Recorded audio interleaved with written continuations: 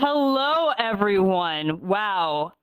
I am so excited to see so many people here today. Thank you all for coming. And that opening ceremony and those announcements were really, truly amazing. I'm very excited for seeing what's coming down the pipeline. And I work here, but it's always so amazing to see, what the different teams are doing.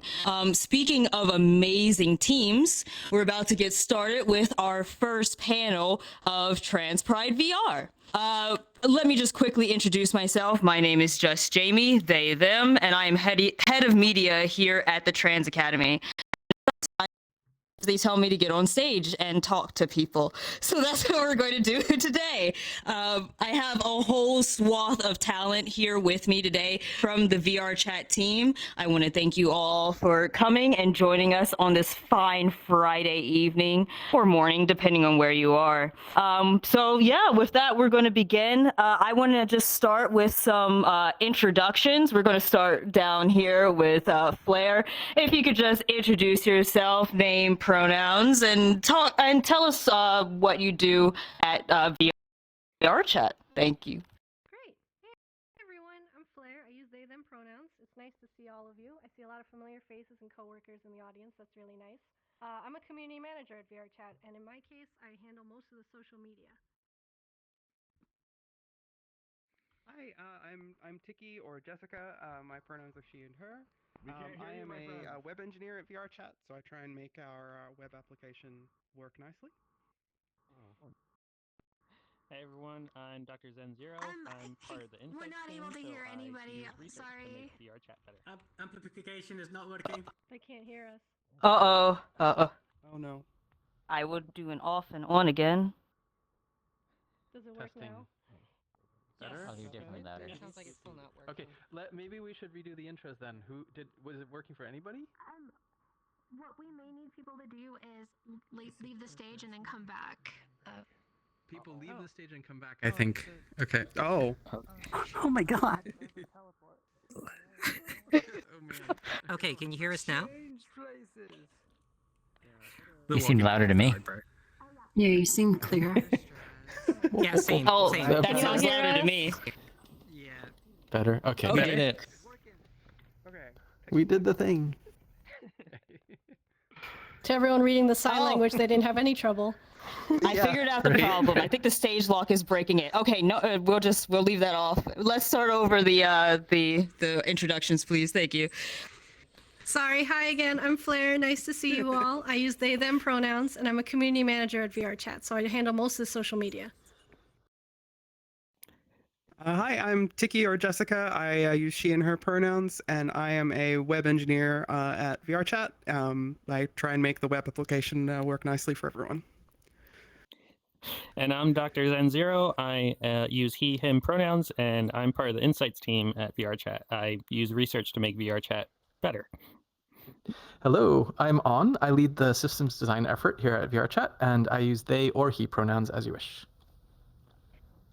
I'm Straz. I use they, them pronouns. I am a community manager at VRChat. You probably might know me from the dev updates.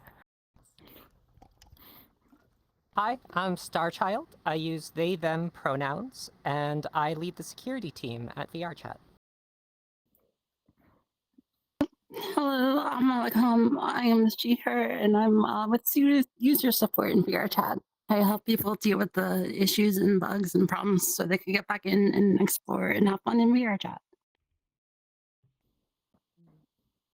Awesome. Thank you so much for your introductions. That's going to lead right into our first question. So before working at VRChat, were you already in the VR XR industry? And if not, what were you doing beforehand? And how did you get into the VR XR industry?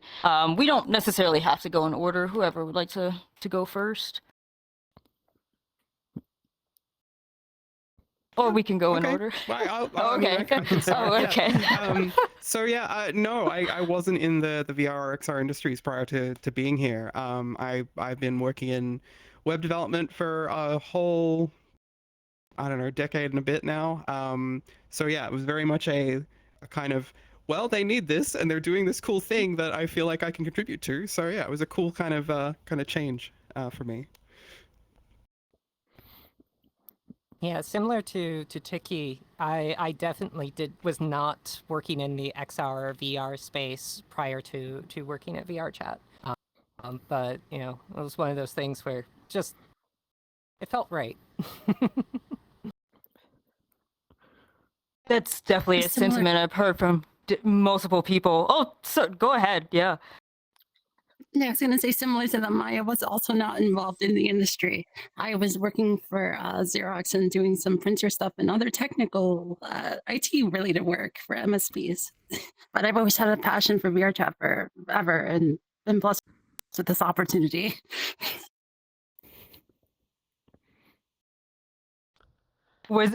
Is there anyone sitting here who was already in the industry and in VRChat was just kind of a shift rather than a new journey? It was Also for me. curious I've been in the VR, like XR industry for about 8 years now. So it just was a natural fit to what I was already doing, which was really nice. And I love the community of VRChat. Like, it's so great. I agree. Okay, well, oh, yeah, you want to go ahead? Oh no, it's fine. Sorry, I'm trying to keep track of who said what. I was not actually in the VR industry. I do design work. I've been doing design for a very long time. I was in basically a lot of sort of like adjacent industries, and I was also a gamer and in virtual worlds. So like I started in text-based virtual worlds. And then kind of, did Second Life and a bunch of that work. And some of it was professional, but mostly I was not doing that. I was doing like social software design on like 2D. And actually, the way I ended up in VRChat was that I'm part of in another world. I do like academic work on stage productions and like theater performance stuff. And I was part of this thing that we were doing a bunch of theater performance in AR XR.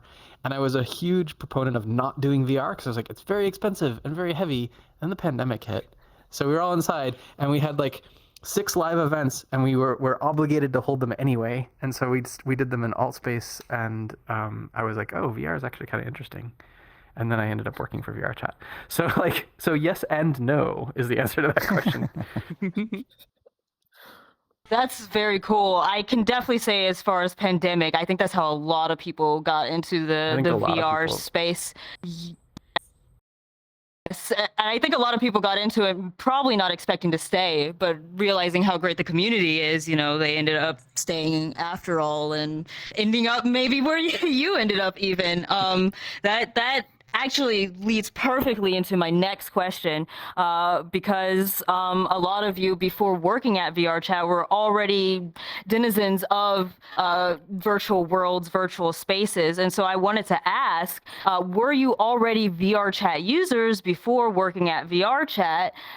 And if so, or even if not, what other sort of virtual locations, did you frequent? Definitely. I mean, at least for myself, I started off with like MMOs and things like that, like going to like Ultima Online, World of Warcraft, stuff like that. And then eventually I moved over into doing Second Life for a little bit. And then I moved away from online spaces for a little while. Well, not a little while, about a decade or so. Then I got into VRChat. And like for me, a lot of it was similar to Own in a way. It was in part because of the pandemic. I've got a bunch of health things, which means that I couldn't go out and do much. I basically live in a bubble in a lot of ways these days. And VRChat really was a profound life changer in allowing me to like connect and feel like I was in the same space with others in a really profound way that I hadn't experienced since or even like before, or since. Like it's just so utterly unique.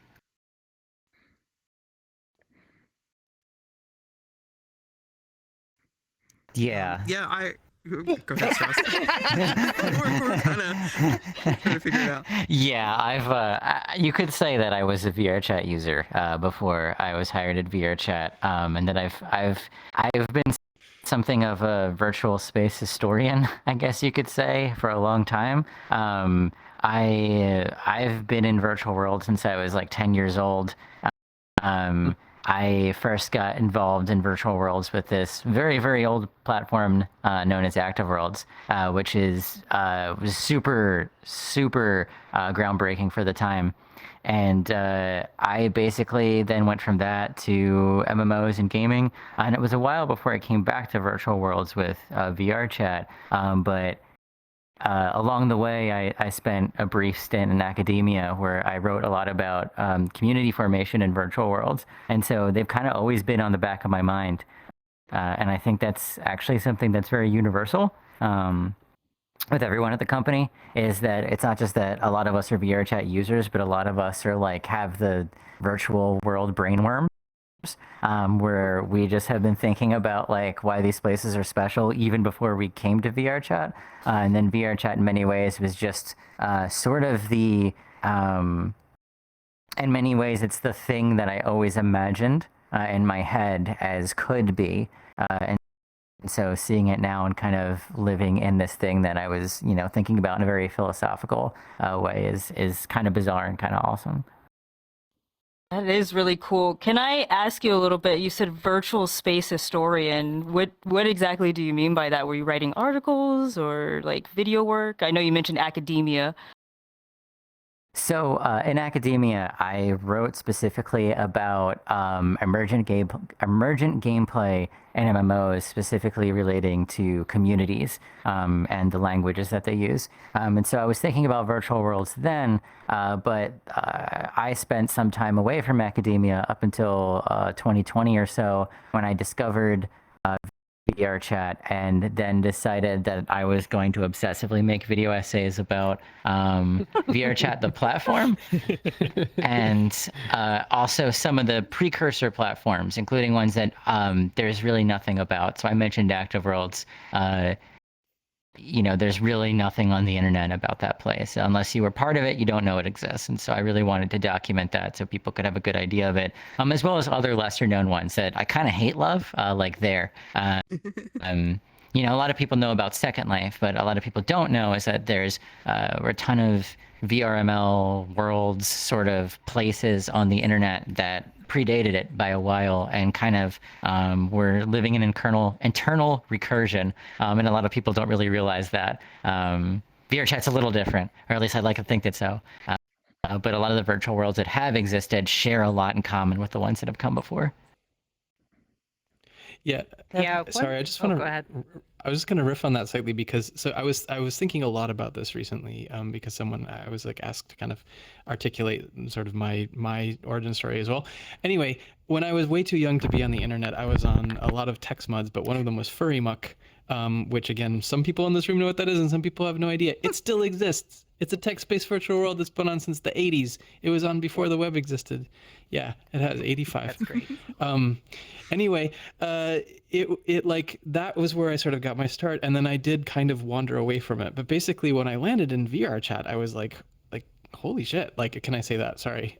It was amazing. I was like, look, this is the thing that we used to talk about. Yeah, like, and then it was like, wait, I can be a Fox on the internet, like for real, and then also I can do that for my job. I was like, yeah, sign me up. So, but mostly I just want to underscore that yes, that like a lot of this stuff has been like honestly not just in the background, but foremost in some folks' minds for a very long time. So it's very cool to be here. So Definitely. I just want to back up also on what with Straz's story. Not insignificant portion of the employees at VRChat ended up there because of Straz. What I mean is specifically those video essays, myself included. Like, I had no clue that VRChat existed. Don't get me wrong, I loved VR as a platform and everything like that. Well, yeah, right. I really did. Like, I thought it was super cool, but it wasn't until I finally came across those video essays, in part from the YouTube algorithm being like, hey, you should check this out. And I was like, what? Okay, I guess I'll watch it. Oh, wow. And then promptly ended up, here. This was supposed to be a safe space.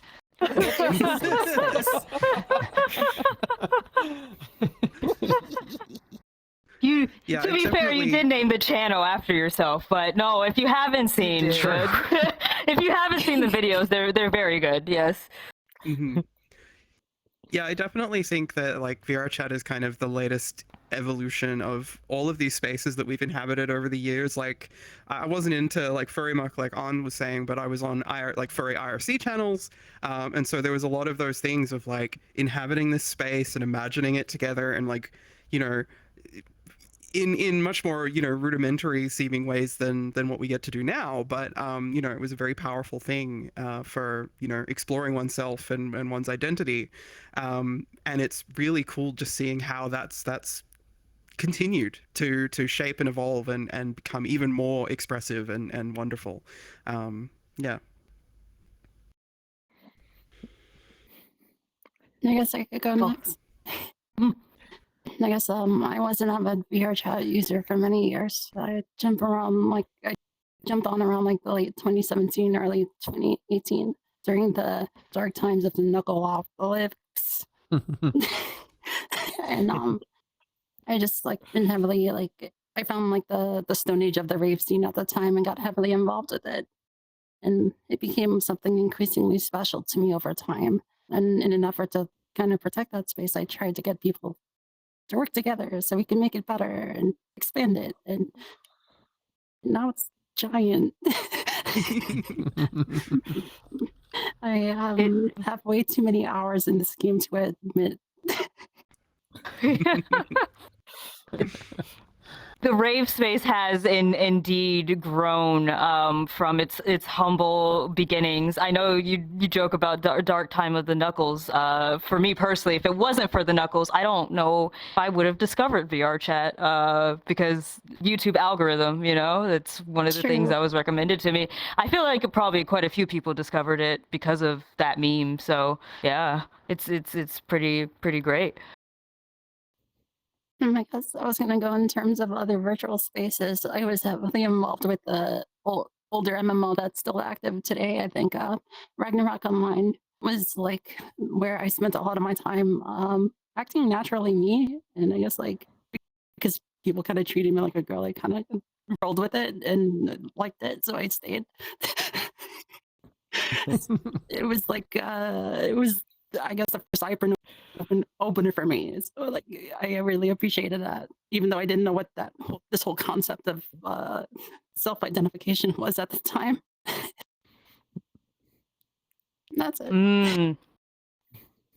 That's definitely understandable. Like exploring in MMOs, you know, yourself, how people perceive you, you know, making that character, even in a flat 2D space. I mean, it can really be formative for a lot of people.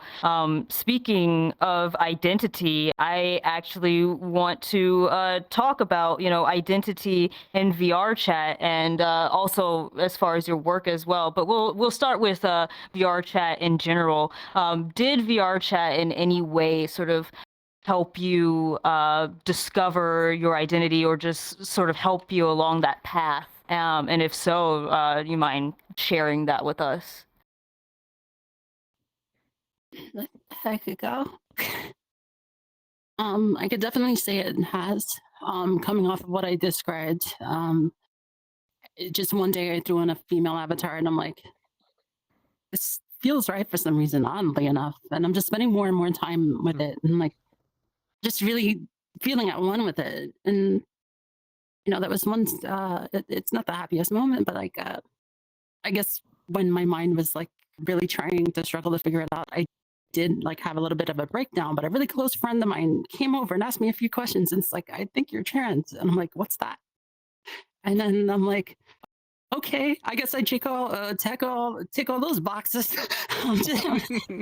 So like, it really helped me embrace who I was, and like over time, ever since realizing that I was temporarily mute, and then started like manually soloing my vocal training for like the last 4 or 5 years in this game, and along with all the friends I've made that have helped me like really embrace who I am and like not be afraid of embracing it and just like showing it to the world and being proud of it and trying to encourage the others to do the same. Like it's a really magical experience, and I'm ever so thankful for like all the people I've met up to this point that even helped me get sitting in here.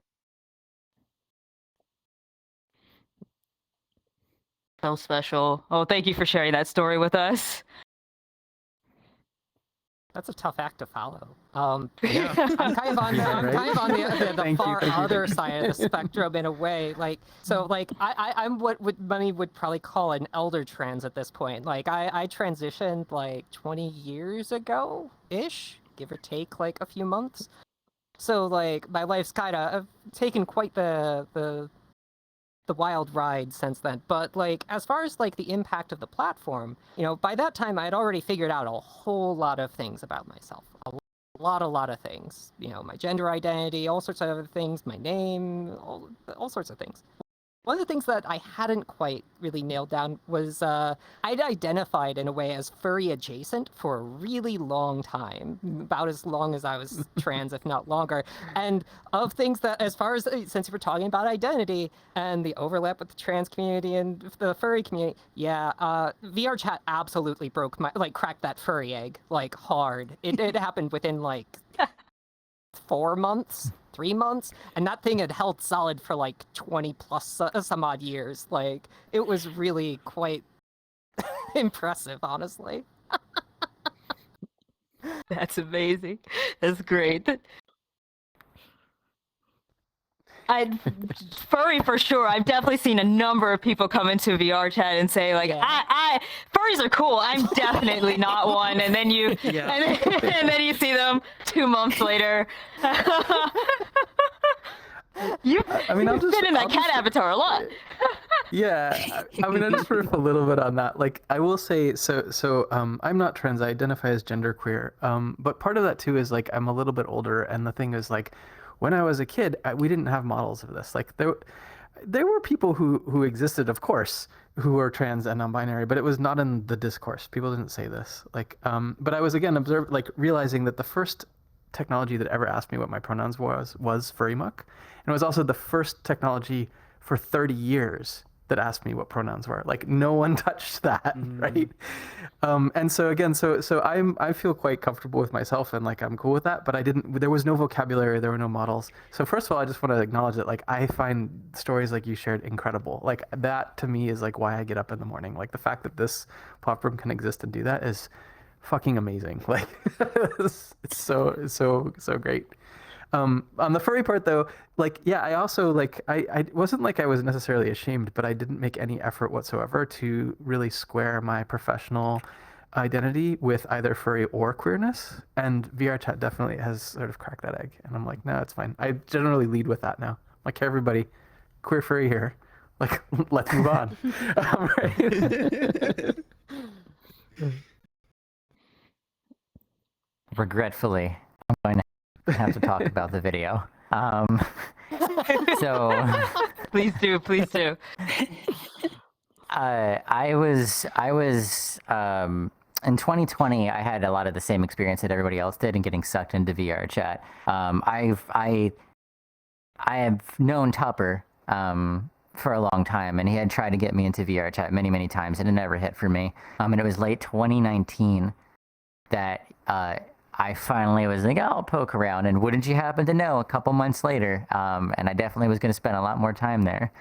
And during that time, I was lucky enough to deeply get involved with a lot of different communities, and I was amazed at what I saw, and I was really shocked that no one was writing or taking it seriously.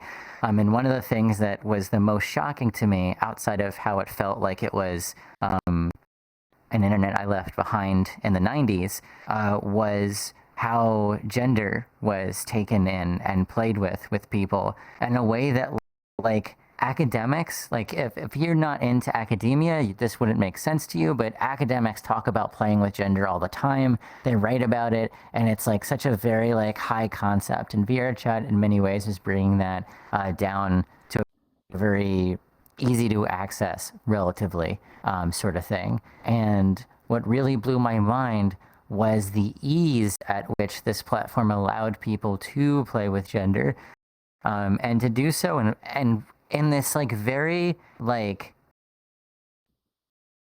everybody just kind of acknowledged it was there without acknowledging it was there.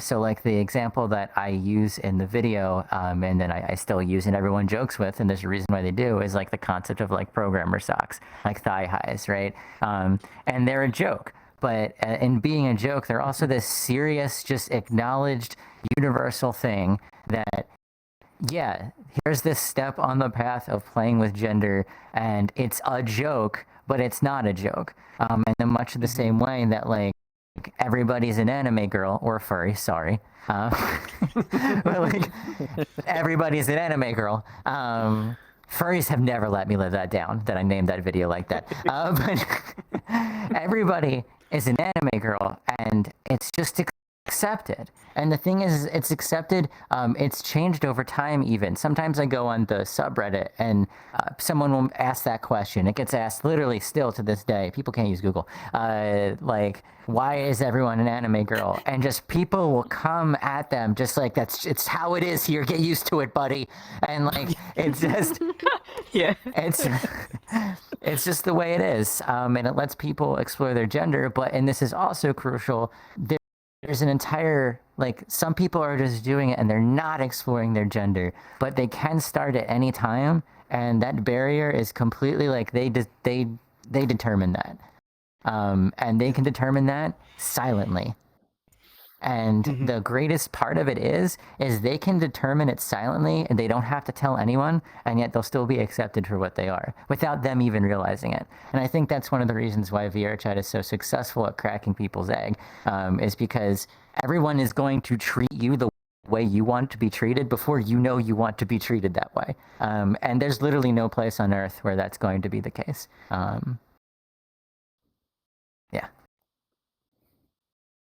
Yeah, that is so true and just so respected here. It's one of the things I definitely love about VRChat. I'm sure a lot of users have sort of had that sort of like egg crack moment, embodiment moment. If I could just touch on myself really quickly, before coming into VRChat, I already knew I was non-binary. I knew I was agender. But it's one of those things, it's like, how do you express not having a gender exactly, right? And so I came in being an anime girl, as everyone is, or furry, and but it never quite felt right until I had gone to one of those public avatar museum worlds. And I remember putting on the public version of this avatar that I am wearing currently, and I just turned around and looked in the mirror, and I had heard about that mirror moment where you see yourself embodying an avatar and you're like, this is it. And I had that moment then, and I immediately ran and to show my friends the avatar, and as soon as they saw me in it, they were like, yes, this is it. This is you. and I'll be honest, I cried. Even though I already knew who I was, I had never experienced that moment before of like truly being able to express who I am, because I can't be this. I can't be like a void creature in the real world. So VRChat is truly one of those like special places to have that sort of discovery. It's amazing. Yeah, thank you all so much for sharing your stories. Just as a quick note to Straz's point, like I think one of the really unusual things that's wonderful here is that, you know, if you go out into the wider world, it's weird. Like being trans or whatever, it's considered weird. Here, it's not. There's not even room to like be like, oh, that's weird or unusual. It's just like, yeah, congrats, you're part of the majority. You going to play that next game of whatever?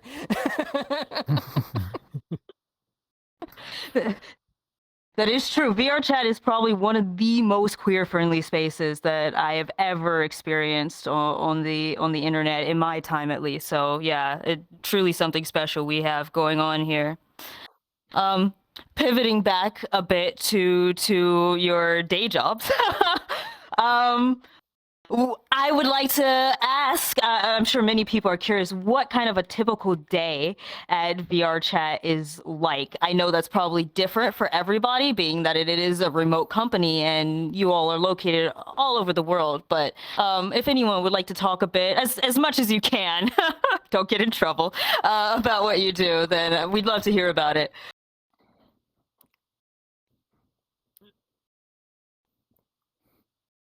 I will pick someone. Okay, all right. Yeah, okay. Everyone's kind of looking at everyone expectantly. I'm sorry. Yeah. Yeah. So I mean, as a web engineer, like I work with the team on all sorts of feature work and stuff. We do a lot of collaboration, so there's a lot of like, discussing how we want to approach things, reviewing each other's code, deciding how things are gonna be put together. So that's kind of the bulk of the morning. There's occasionally meetings, and then most of the afternoon will be like writing the code and making things work good. And then occasionally, we have semi-regular like catch-ups in VR, which is really fun. Like we get to hang out with each other and experience what our platform does best. It's cool. But yeah, it's a normal work day aside from that. I can go. So I work on the community team, which means when I wake up in the morning, one of the first things I do is I read the comments, which is a mistake. Never do that. But it's my job. Thank you for taking that bullet for us. We read everything. Even if I don't respond, I see everything, especially the things you tag me in. You think I don't see it? I see it. And part of my job actually is determining sentiment, which is like, how is the community feeling? What are the things that the community is talking about? And then from there, we start planning events. So for example, if you open your menu right now, you can actually see there's a Trans Academy feature, which we just put up today. That's one of the events that the community team put together. So that's something that we work on. Every day is sort of a different adventure, but that's just one of the things that we worked on. And I can go next because my job's different mostly. My job at VRChat consists of information downloading, like learning as much as I possibly can, and then providing that information to the team so that they can make actionable insights, which is really fun because I get to learn all about VRChat, like what we've done in the past, what we haven't done, why we've done certain things. And it's really exciting because I get to like see what the community's brought together and like the best, but also the worst. So I get a really wide view of what's going on. Yeah. So systems design is a funny thing. It's a term that not everyone is super familiar with, but it's basically like my job is to try to figure out how to make the systems on VRChat work well, and also crucially to make sure that the systems don't collide. It's like if we make a decision on, say, example like how to do moderation in groups, are we certain that that works well for the existing communities, but also how does that interact with, say, I don't know, email acquisition or like, creator economy, and trying to make all of these different pieces vibe together in a way that supports the existing community. I'll say that the job in general, and very specifically at VRChat, is essentially about kind of a consensus building as well, and trying to figure out all of these different use cases and stakeholders, which is amazing. I love it. It is also exhausting because the thing is, like, we have an incredibly deeply passionate team of design folks. We have an incredibly deeply passionate team on the company, and then you add in all y'all, like this is amazing. I've never worked at a company where like we don't even have to talk about what we do. We like breathe a whisper and there's like 7 Reddit posts, right? Right? So day to day is basically like also inheriting an incredible amount of information, but also speaking with everybody and kind of trying to synthesize this into a plan so that we not only think about it and hear what y'all want, but then turn it into something that's actionable, and then try to kind of keep the world Bible, I guess, keep a view on the overall systems over time. And it's like, yeah, remember that decision we made 2 years ago? We did it for this reason, and try to remind folks of that. So yeah, that's systems design. Long-term planning. Yeah, and lots of talking to people, right? Like that's a huge amount of my job. Sometimes I get lucky and I get to do what I really like, which is like sit in a room quietly and design stuff. But most of the time, I'm actually like chatting with folks. So. You're quiet ever? No, Sometimes. you can tell that An and I also like we work pretty closely together. We so, when I was gonna say we just sit in a room and talk at each other. Great. Oh, we could just keep going down the line. Stress. Sure. So, like Flair, I'm on the community team. Our jobs are very similar, but slightly different. Um, everyone on the community team, there's a couple of us. We all like kind of chop up the responsibilities of what community does and what we handle. And so I am the media person. Anytime someone writes about VRChat in the media, typically I'm talking to them. Hopefully, sometimes not. Anytime there's some angry article written about VRChat, usually I'm having a bad day.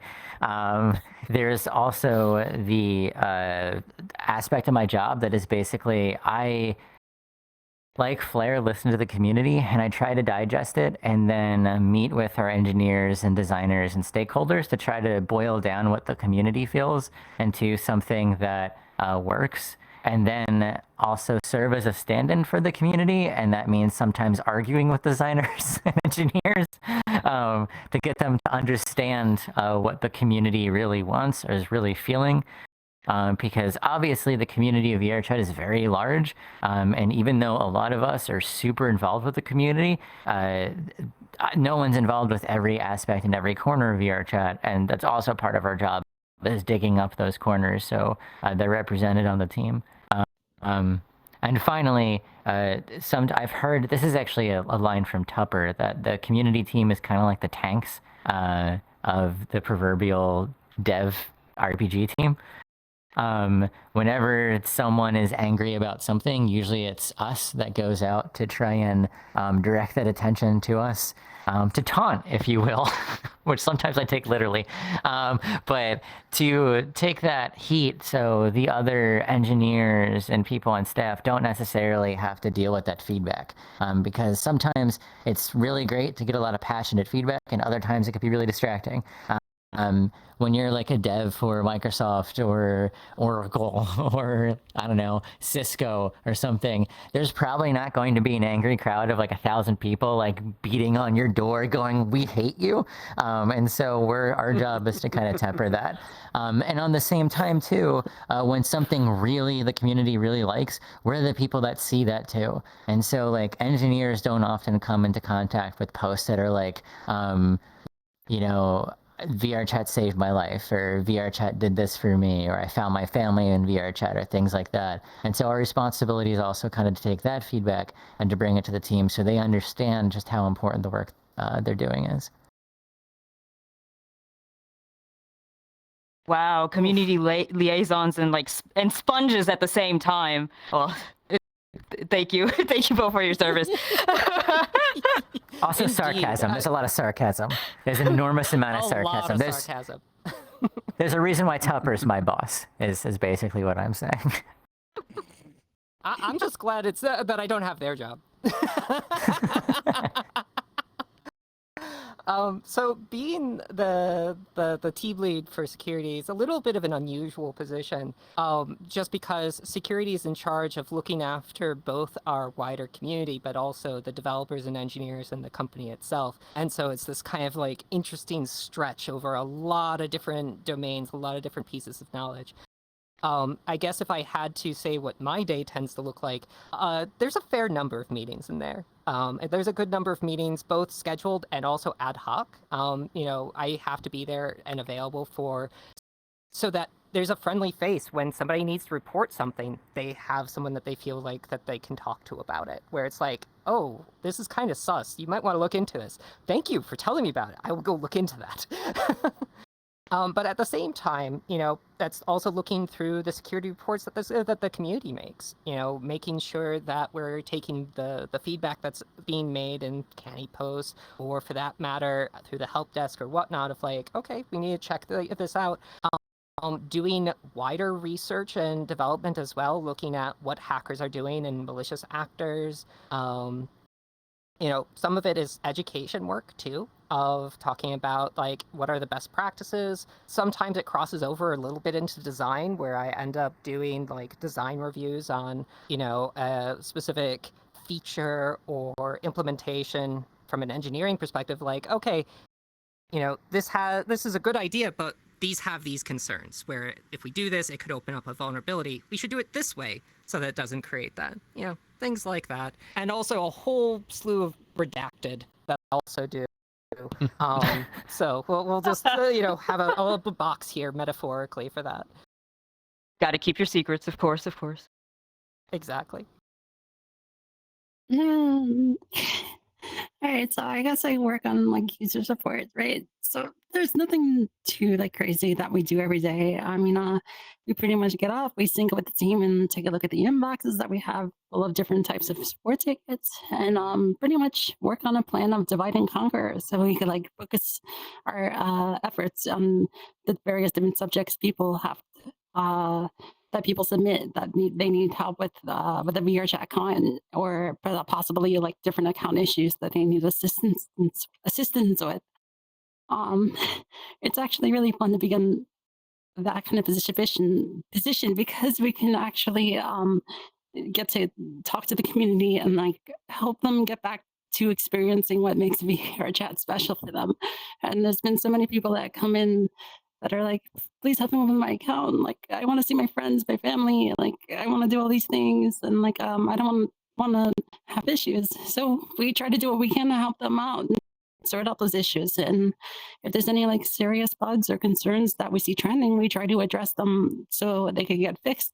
And you know, we fight the bugs so you don't have to. That sort of thing. No, it's nothing too crazy. It's really important work. Yeah. It is. I love how you say it's nothing too crazy, and you just described like some of the craziest things. Yeah, actually, yeah. I don't know. Like, I have a passion for helping people, so it's just like, I'll do what I can. Let's get you in before the And as a weekend. bonus- Come on, you have to party. Let's go. Yeah. And as a bonus, our support team are super humble. It really helps. And very helpful. Thank you for all the work that you do. Thank you all for the work that you do. I think with these descriptions of, you know, of the jobs here, you can see that there's actually a lot that goes into making sure VRChat and any social platform, any game working at all. I think when people often think of platforms like this, they probably just think of like the coding and the development. And of course, that is very important, but there's so much more that goes into it. Which leads me to my next question, which will be kind of multifaceted. I'm sure there are a lot of people in the audience who are wondering, like, how can they get into your positions? How can they do what you do? And so I want to ask you all, how competitive are your fields? What advice could you give to people in the audience who want to get into any of your fields? And also from an honest standpoint, because let's be honest, the world is not always nice to us. How did your identity factor in to the work that you do, whether helpful or otherwise? Do we want to start at one end or? Sure, we can just start it. Yeah, I can go first. I'm trying to remember all parts of the question. Oh no. So the first thing that I thought of was that the game development industry is really tough right now, and that's just being honest about it. You know, you've probably seen there's been a lot of layoffs over the past 2 years in particular, so I actually wouldn't necessarily recommend getting into game development right now. I think tech and other industries are much safer. And that's just thinking from an industry standpoint, right? Like, you got to eat, you got to get a job. It's not necessarily viable to go straight into game development, especially if you're young and you're coming out of college, or you're thinking of skipping college entirely just to go for a job. Community management is especially tough right now. It's something that usually is overlooked. So a lot of people think, oh, you're a forum moderator, or you just look at social media all day, I can hire anyone. And that's not necessarily true. I needed 5 years of community management experience to be hired by VRChat, and that was me working at an MMO before this and an indie game before this. And I got very lucky. It was just something that I stumbled into personally. Something that I also thought of when you asked about my identity is that I think, and I don't know if this is true, Straz can correct me if I'm wrong, but I think one of the appeals of my position was that I was one of the first non-white people on the team. And I think that was really important for me being hired, was to bring that perspective. I'm actually Asian. For those, I just realized people can't tell.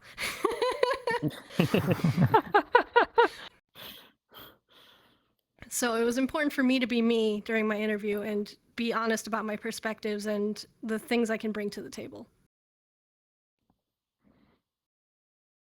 Yeah. Yeah, for me, working in like the web technology space, it really is a weird spot right now. Like the market is a mess. Like, you know, I think it is, you know, maybe tech side of things is doing a bit better than the game dev side of things, but I still see, you know, so much just chaos at the moment. But I think the fundamental fact is that as long as the web exists, there are going to be people who want people to, you know, help have a web presence.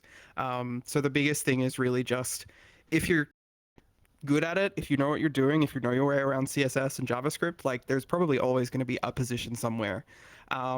In terms of finding a position that you like and that you maybe love and that you don't, you know, feel like it's dragging you down, that's the bit where you have to get lucky, I think. And so it's really just building up your experience, building up a, you know, sort of a repertoire of things that you've done, and you know, being able to show your skills and make that clear.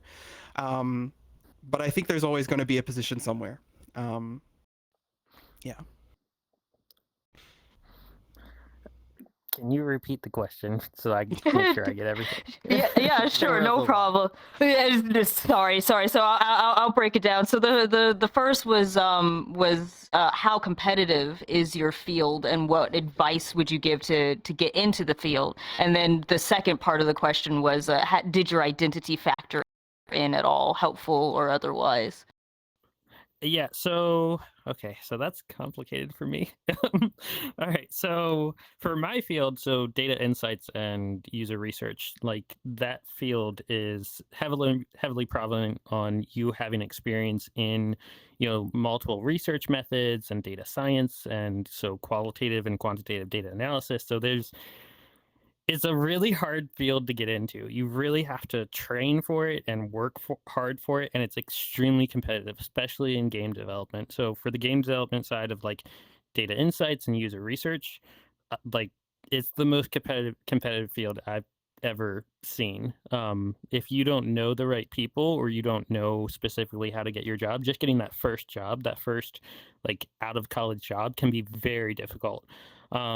And it's also a field where you pay the passion tax, which is like basically you make less money, you might have to work more hours, or there's different things that come into getting a job in the gaming industry, which is really prevalent in my field. And my field is so small that like I know certain people at other industries that have no idea who we are, and they're like, "Oh, you exist. That's nice." So for my field specifically, like I can't agree with Flare enough. Like stick to tech, stick to other areas where you can use your research and data science skills.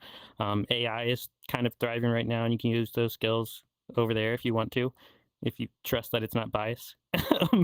And so that's important. And as far as my identity, like my identity literally shaped my current job. I don't identify as trans, but I identify as gay and also on the autism spectrum, and that really played into it. There's very few fields where I can be comfortable and thrive and do a great job, and that's very true for others. But to find a field where it aligns with my preferences and how I approach the world was really just kind of a awesome like wow moment for me. And I've mentored many. So for my experience, I have before I got hired at VRChat, I've had 8 years of experience in like user research methods and data scientists and things like that. So there was a high bar for even getting into VRChat, because they wanted, I mean, they wanted 6 to 8 years. So that's a pretty high bar. And then on top of that, you had to know what VRChat was before you came. Like if you're gonna have data science and user research, you need to know the users, like who's on the platform and that sort of thing. So really hard to get into. And then I think that's everything, I think. right? Yes. No, thank you. No, you're fine. You're fine. No, that's super interesting, especially knowing how small your field is. Yeah, and you can go ahead on. That was no, a it's hard fine. Yeah, it's actually a really hard question. I'm gonna try to be brief, but I'm gonna echo a lot of what you've heard. First of all, I'm really sorry to underscore this terrible news, but yes, the industry is like the bottom fell out. It's bad right now, and I would also say it's also not good in tech at all either. The kind of I don't. It's a shit sandwich. I don't want to like silver lining this, but I do want to say that it is notably bad now, which means that it has to get better. I think. I don't know. It's just. Yeah. Okay. So I'm moving on. My thing, like, so similarly, I have a really weird thing. Like, I've been working in this field in some ways my entire life. In some ways, connecting to the identity, I feel like VRChat is like the point of a V. Like the aspects of me, which are professional, plus also my interpersonal queerness and furry parts, come together in this particular job in a way that I never ever imagined. If I could go back and tell 16-year-old self like what I'm doing today, first of all, I'd probably be like, you're cringe, and then I would burst out laughing. Like, it's just like, right, like so the thing though that again that I kind of want to highlight there is that I at this moment in time is a bit of a superpower. So I can't really speak to the job market because it sucks, but I will say that having the ability to be part of or observe or sit within a community that has as one of its strong suits survivorship and survivability and community connection is an absolute superpower. And that intelligence that you will have for that, whatever job you do in the space, is like, it's going to supercharge you because you're going to be able to see the connections. You're going to see what people are doing on a tactical level that would take years of training otherwise. So that's like, I hope that that's encouraging in a way. Yeah. But I don't know how you'd get into systems design. The other, I'll wrap up really quick, but the other weird thing is that like, because I started early, like my job didn't exist, and then I watched it become a thing, and then I was like, oh, that's what I do. So like I was trained as like, when I did design, I was like trained in like Bauhaus style, like cutting up paper and doing letterpress. And like, I'm not that old, but I literally studied the old methods, which is like lead-based typography, right? So like I did that level of design work, but I paid for it by writing websites, right? And I would get jobs for my professors because they were like, we don't know how to use a computer. And so then that became UX, and I was like, oh, it is a job, right? But then that became like a degree people could get, and I was like, I don't have that degree because it didn't exist. Like I was like, right? And so on. And through HCI research also, like I worked in the HCI research labs, but I wasn't trained in it because we were literally inventing the field, right? Like what, right? Like. And so I don't know, it's really hard. I guess, so sorry, last thing, my only advice there would be like, if you're in training, I would actually advise that you pick something that is specific and go deep on it. Like, and then it doesn't mean that you don't care about other things, but know your lane, because that will help in the capitalist system. Like knowing that you can call yourself an X and do X will help you get a job, versus if you go in and you say like, you are always probably a multi, like polymath, but being a polymath is very hard to hire for. So again, picking one thing and being like really good at it, and obviously it should be something you care about, but like doing that really well will help you then get your foot in the door. And then you can say, oh, also, by the way, you know, I'm good at this other thing. But that would be my only advice. Yeah. It's so funny hearing you talk about doing the hands-on design, because I did study design in college, and they would show us videos and pictures of all that kind of stuff, and it was like, this is what we used to have to do. Aren't you happy? I mean, aren't you lucky you don't have to do that anymore? Yeah. No, but it's actually like it is incredibly useful. Like I know it sounds weird, but it's like the number of times where I'm like, oh, this problem is actually a version of setting the weight of a font. In fact, like it's just fractal. I'm like, it's actually kind of the same thing. It's information architecture, like, right? So anyway, sorry, different conversation. Yes. Thank you. We'll talk more about that later, but we'll move on.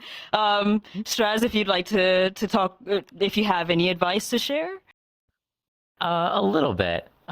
So I think what I'm about to say is going to be pretty universal, and I'm going to speak for more people than just myself, but hopefully that will be okay. So first off, if you want to get into community, don't. But if you still want to get into community, the honest path in is very, what's the best way to say this? the path in for every single person I've met that has a community role is entirely different. And dramatically different. And it's for a lot of people in the games industry at large, this is the case. A lot of us don't get here by thinking we'll never get here, or that we swear it off. And then one day we wake up and, oh, I work for this company now. For me personally, I worked in marketing. First, I was an academic. Then I worked. That didn't pay well. So then I worked in marketing for 8 years, in the search engine optimization mines, and that paid very well, but made me want to die. So then I got hired at VRChat. But the way that I got hired at VRChat was not directly to community.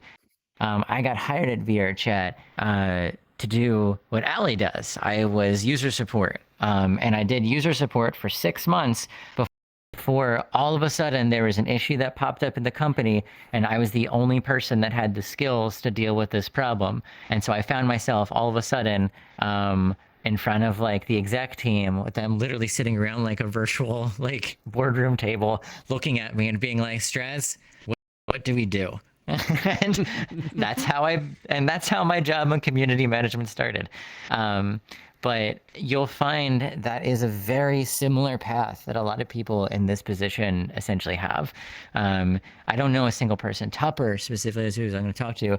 Tupper has a degree in physics and worked previously doing statistical analysis before then working for VRChat, doing something not related to community before moving to community. And one of the things is with community management specifically is that as a role, when it's done right, you need a very specific group of skills, but also a lot of other skills that are really hard to place. And it often comes down to just like, you know it when you see it. When you talk to someone that's in community management, you typically talk to a sort of person that just has kind of a startup vibe about them, where they're really good at doing the basic community management things, but if asked to do 100 other things, they're going to be like, oh yeah, I can do that. I've done that before this one time like 4 years ago, and just roll with it. And so that's kind of the specific thing with community management. It's one of the reasons why it's so hard to help someone get into community management. It's also why you don't see a lot of people that are community managers for 10, 15, 20 years. One, because as a discipline, it hasn't existed that long.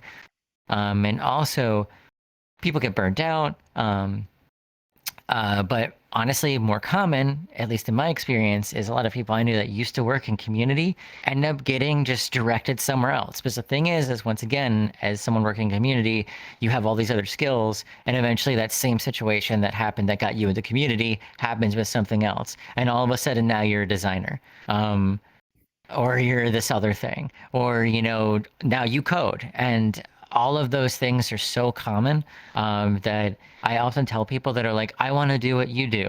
Then I just usually tell them, then whatever it is you're currently passionate about, literally just do that and find a way to make money with it. And if you will do that, eventually you will find yourself into a position that is community-esque. Yeah, that's the only real advice I have. So a lot of non-linear paths. I feel like I'm hearing about a lot of non-linear paths, which it doesn't seem very rare in the tech industry. Star and Ali, we're running low on time, but if you'd like to touch on it quickly, and then I'll ask my last question. It's a fun one. Sure, I'll try to keep it quick. Just short joke is, you want to work in security? Why would you do that to yourself? There's jobs that are cheaper, easier, or cheaper as in like they'll get you more money. There's ones that are easier, like more rewarding. Like security is rough work. I actually don't recommend it for most people in tech in general, but if you really, really want to get into it, I actually have done mentorship for several years, and honestly, if I had to boil it down, is establish a really good foundation of knowledge. You know, understand your basics of networking. How does a computer work? How does the software work? You don't have to get super deep, but just have a good understanding of those basics.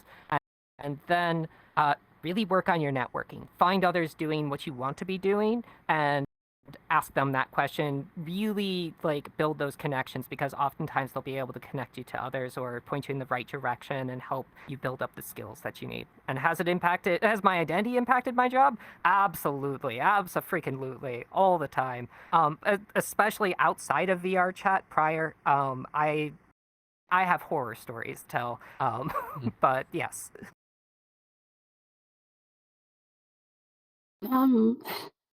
This is a weird one for me. I never have to say this before or something about it. But I personally had like a background in like technology, as I mentioned prior, and I used to do a lot of I guess helping people through tech support tickets and stuff. Like my last job was like fully remote, but I was juggling like at least 10 to 15 conversations a day, and I had to respond like to each one within 10 minutes that had varying difficulties of tech issues and stuff like that. And that definitely helps you like prepare you to deal with many different personalities that come to reach out for your help. And like you have to figure out how to definitely communicate with each one as professionally but as friendly as possible in a sincere manner. Like it's just something I kind of innately do naturally, so I don't really ever have to feel forced like I'm doing it. But I've also like held training seminars for like NYPD and like a bunch of other corporations and businesses to teach and instruct them on how to use like certain equipment or hardware or how to troubleshoot particular issues. And a lot of that does fall into like the user support, because like, you know, I'm pretty sure a lot of you ran into that infamous dun noise, and then just like VRChat's gone, and it's like a million and one things could have happened. So like a lot of the problems that people come with me with are ones that I try to take on as my own and try to really figure out exactly how I could get them back into their game. And it takes a lot of time, patience, and you know, I guess like you could kind of gain that knowledge anywhere, but like I guess having a tech background definitely helped me out there. In terms of I didn't know I was gonna get this job. I was like one day applied and I'm like, you miss all the shots you don't take. So I was just like, screw it. I was in a bad spot. I was struggling with my gender identity outside of VR. I didn't know how to present myself or name myself when applying anywhere, but I knew this place was safe, and I had a passion for VR chat in general. And I wanted to get back to the community that and all that stuff that helped keep me standing here.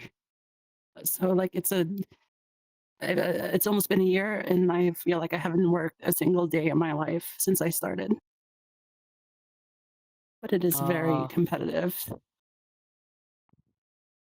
Yes, indeed. That is a sentiment I'm hearing, you know, again and again. But I am glad that it seems like all of you have found a really special place here working at VRChat. So we're winding down now. But for my final question, and just a few of you can jump in here, there's often that joke, you know, we have too many hours in VRChat. We eat, sleep, and breathe VRChat, not just among employees, but of course the community as well, right? And so I just wanted to ask, besides VRChat, what are some of your hobbies? Like what else do you enjoy doing? Anyone can jump in. Yes. Oh, Yeah. I don't know who got that first. Oh, but, yeah, Ali first, and then Ticky. I think I heard Ticky. Yeah. okay. And like outside of VRChat, I actually like to do a lot of walking, hiking, and with my mom actually. Like, she's a photographer, so she likes to go out and take pictures of like different retreats and stuff like that. Thanks to a magical little bunny Rue, I've unfortunately gained the horrible addiction of learning how to DJ and have not stopped ever since I learned. So that was another thing I'm like really heavily invested in. I also like streaming on the side. I like playing a lot of boomer shooters. I like old school stuff, and there's a lot of really awesome indie games out there that are really fun and exciting. Mm-hmm. I also like to draw, cook, sing. I don't know. You could probably throw a dart at me, and like I'll probably say yes to something. That's so good. That's great. Ticky? Yeah. So I play a lot of like retro games. My wife and I have a big collection of like retro consoles. We like to try and keep them alive and you know, keep them being played. We don't like seeing games like going all dusty on the shelf. I do some photography both in and out of VRChat. I find it really rewarding to get a nice shot. Various other things, but those are the ones that come to mind.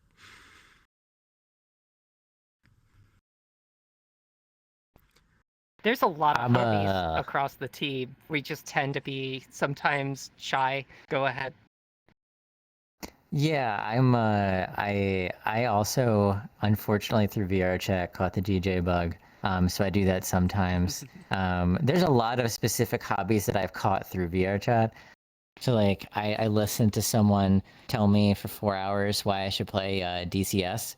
So I like bought like half a rig and have been trying to learn in FA18, which has been very fun and very hard, but very rewarding when I got it off the ground. But other than that, I play a lot of competitive shooters. Literally, Tupper won't play games with me anymore because I'll yell at him too much. So there's that. I also, I make video essays. I do a lot of writing, even if it never makes it to anybody. I do an annoying amount of writing. It's, even though I write for my job, it's always coming out of me. So that's probably my main hobby, honestly. Nice. Yeah, I guess if I had to be a bit more serious, I actually I read up on philosophy, specifically things around emergent theory and looking at how different systems connect. It's both a hobby and a profession at this point. Oh, wow. All right. Well, with that being said, that is very cool. With that, I think we're going to end this panel here. I want to thank you all so much for coming today and discussing with us. You know, we got a lot of interesting insights both into VRChat and into your lives. So thank you so much for coming. Thanks for having Thank you so much for having Of course. us. Thanks for inviting us. Definitely our pleasure. Okay. And with that, I will just make a couple of announcements. In about 30 minutes, we will be beginning our first night of music and DJ events. We're going to have a couple of live performances and then some DJs after that. It is about 5 hours of entertainment. And I also want to just remind you all that we are fundraising for Trans Academy itself. There is a link that is posted in the notices section of our Discord. If you're not in the Discord, you should definitely be in our Discord. discord.gg/transacademy. We have some very cool fundraising goals that we want to give back to the community as well. So please check that out. And with that, I bid you all adieu. Thank you so much.